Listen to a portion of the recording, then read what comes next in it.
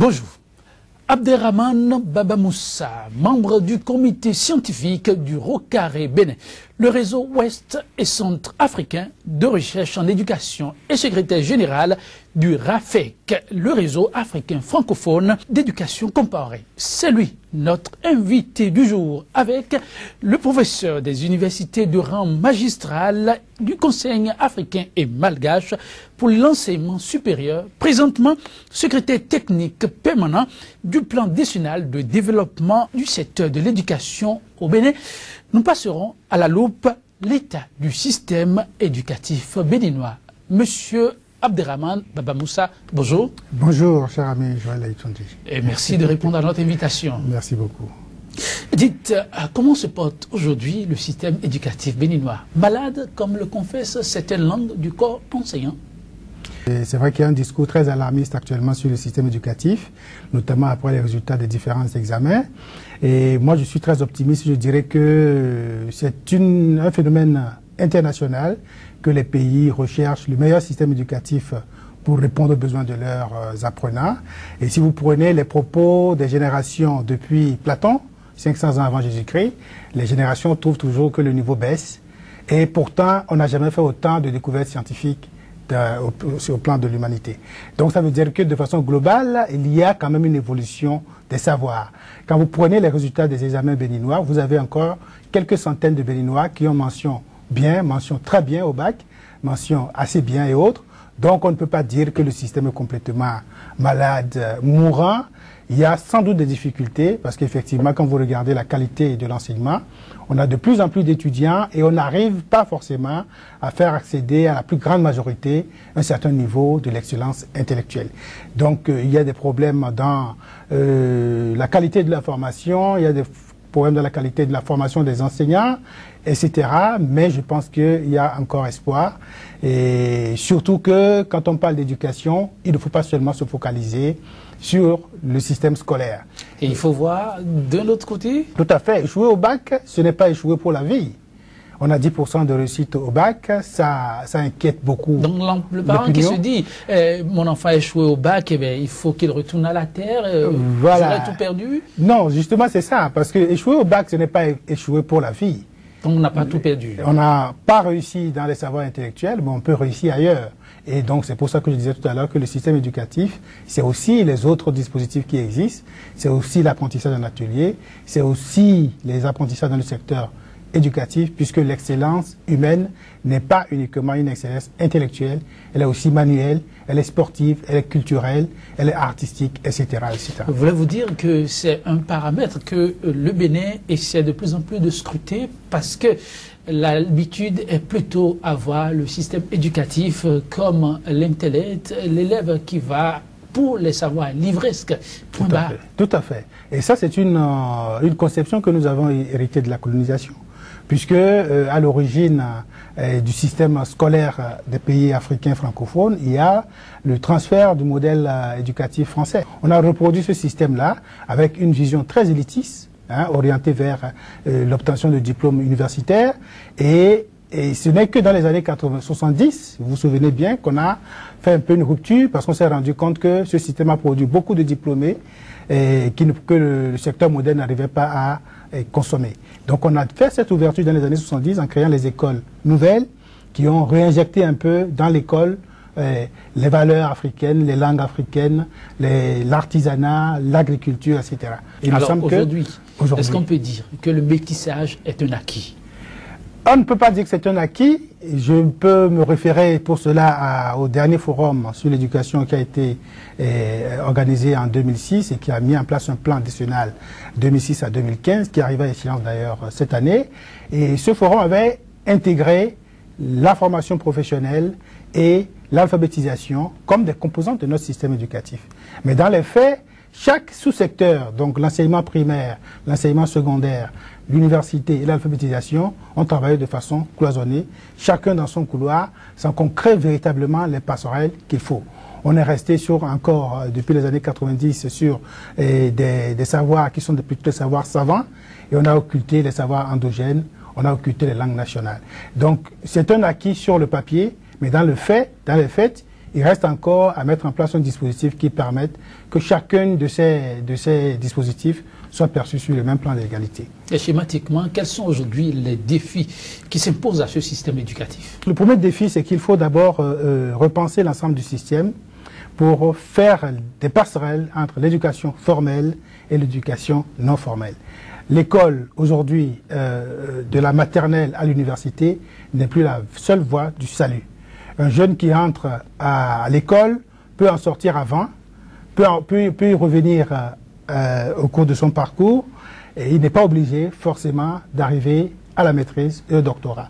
Nous avons les ateliers d'apprentissage qui aujourd'hui reçoivent une bonne partie de notre jeunesse.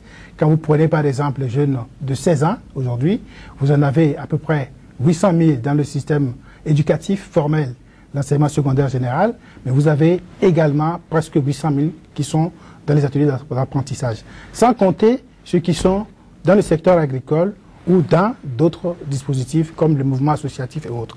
Donc aujourd'hui, si on veut repenser notre système éducatif, il faut considérer l'apprentissage artisanal comme une composante à part entière et créer les conditions pour que celui qui s'oriente vers l'apprentissage ne soit pas forcément perçu comme quelqu'un qui est en échec. Il a choisi une voie de l'excellence humaine, qui est la voie de l'excellence manuelle. Il faut l'accompagner en lui donnant, bien entendu, l'ensemble des savoirs fondamentaux qui lui permettent de se former, d'apprendre à vivre dans sa société, mais aussi de se développer au niveau professionnel. Et toutes ces idées novatrices sont déjà prises en compte par le forum ou c'est en perspective? Tout à fait. Toutes ces idées novatrices ont été prises en compte par le forum. Donc la question de l'éducation de base a été adoptée par les participants au forum. Donc de 6 ans à 10 ans, aucun jeune béninois ne devrait être laissé pour compte. Ne devrait être laissé pour compte. Donc évidemment, c'est un plan que nous allons mettre en place pour 10 ans, 2016 à 2015. Et je crois que si, dans les 5 premières années de ce plan, on arrivait à faire en sorte que cette éducation de base sur 10 ans soit un acquis, on aurait fait un très grand pas. Ensuite, vous avez la deuxième innovation de ce forum, qui est la création de parcours gagnants de formation et insertion professionnelle. Et ça stipule? Ça stipule que à partir de 16 ans, chaque jeune doit être informé sur les différents parcours possibles. Donc il y a un parcours que je pourrais appeler le parcours de l'éducation formelle qui permet d'entrer dans le système éducatif au niveau secondaire en faisant soit l'enseignement général, soit l'enseignement technique et professionnel, pour déboucher ensuite sur les emplois du secteur moderne, que ce soit l'administration, que ce soit la médecine, la santé, l'enseignement, l'éducation et autres. Donc ça, c'est une filière que l'on peut adopter, mais ce n'est pas la seule filière. On peut choisir également une formation dans le secteur d'éducation formelle, mais enseignement technique et professionnel, pour obtenir un diplôme d'ingénieur, intégrer le secteur de l'industrie ou les grandes entreprises modernes, que ce soit dans le BTP ou autre. Et il y a maintenant une troisième voie, qui est la voie de l'éducation non formelle, qui permet d'accéder à des centres de formation, qui sont les ateliers d'apprentissage que vous connaissez. Et on peut faire un apprentissage en mécanique, en couture et tout ce que vous connaissez, sans pour autant être perçu comme quelqu'un qui est en situation d'échec.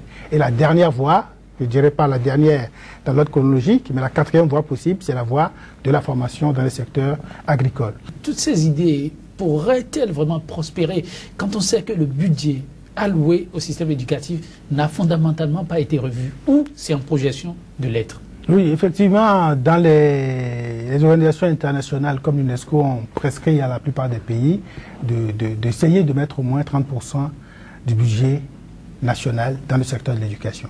C'est vrai que pour le moment, ce n'est pas encore une réalité au Bénin. Il y a d'abord ce premier problème de l'allocation pour le secteur de façon générale. Maintenant, il y a aussi un problème dans la répartition par sous-secteur. Et encore une fois, les secteurs qui restent souvent oubliés, c'est les secteurs d'éducation non formelle, la formation professionnelle, l'alphabétisation et l'éducation des adultes dans nos langues nationales, etc. Donc effectivement, au niveau des financements, il y a encore beaucoup à faire pour le budget national, bien que nous ayons de l'autre côté des appuis qui viennent des partenaires techniques et financiers, notamment dans le cadre du PME, ou des partenariats bilatéraux. Vous travaillez avec l'exécutif, vous y êtes un membre actif. Vous avez l'impression que la cause, elle est vraiment comprise et portée et qu'il faut espérer que on pourra changer la donne? Oui, je pense qu'au niveau politique, effectivement, avec ce forum qui a été organisé, et les orientations qui ont été données par le pouvoir politique, c'est qu'il faut effectivement rompre avec le système passé et faire un système éducatif nouveau qui permet l'insertion professionnelle des jeunes, mais qui redonne aussi de la place à nos valeurs culturelles, à nos langues nationales, etc. La question des langues a été au cœur des débats. Nous avons également la question des technologies de l'information et de la communication. Aujourd'hui, elles sont très peu présentes dans le système éducatif. Dans la formation des enseignants, elles sont également très présentes. Et si on met en place un dispositif, une politique d'introduction de ces technologies de l'information et de la communication, sans doute qu'on fera des économies non seulement dans la formation des formateurs, mais aussi dans l'amélioration des conditions d'enseignement au niveau de l'école. On peut dire, en somme, que ces orientations ont fondamentalement pensé au défi de leur problème d'emploi des jeunes. Des jeunes, tout à fait. J'étais en train de dire tout à l'heure que parmi les innovations, on avait parlé de parcours. J'ai cité les 4 parcours. Donc ces parcours ont été définis en fonction des grandes stratégies de développement qui sont proposées à la FIA 2025, stratégie de réduction, stratégie de croissance pour la réduction de la pauvreté. Donc il y a des domaines porteurs au niveau de l'économie, mais qui sont aussi des domaines porteurs de l'emploi qui ont été identifiés.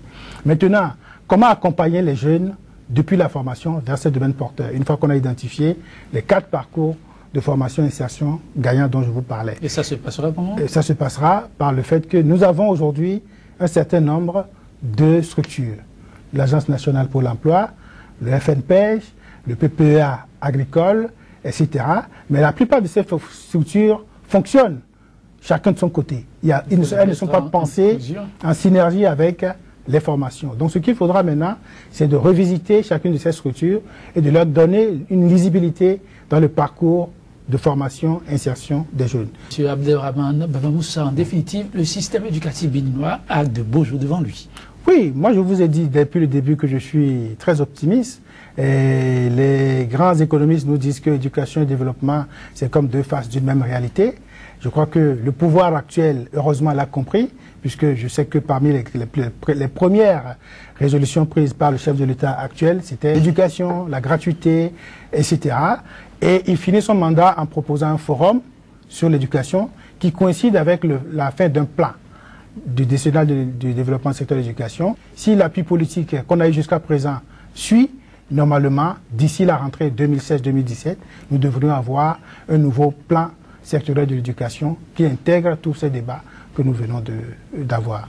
Monsieur Abderrahmane Baba Moussa, merci d'avoir été des nôtres. Dieu vous remercie. Mesdames, Messieurs, merci aussi de nous avoir tenu compagnie. Ce fut un plaisir toujours renouvelé. Merci pour l'attention et à très bientôt, toujours sur votre chaîne Sika TV.